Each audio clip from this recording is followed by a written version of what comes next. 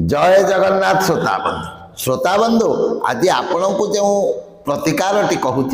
आपण करंतु देखिए कौन सी जगार आपण असफल हेबे ना आपण जदि का सहित कथा चाहूँगी सी निश्चित भाव में आपण कथा शुणव आपण जदि बिजनेस करने जाऊँगी निश्चित भाव में आपणकर बिजनेस उन्नति हम आपण जदि चाकरी करुँच निश्चित भाव में ऊपर ऑफिसर भी आपण कथा शुणव आपण कौन सी जगार असुविधार सम्मुखीन हेबे ना ताहले कौन करेंगे आपण सकाळे जेतेबेले घर बाहर कर्मक्षेत्र को जीवे सही समय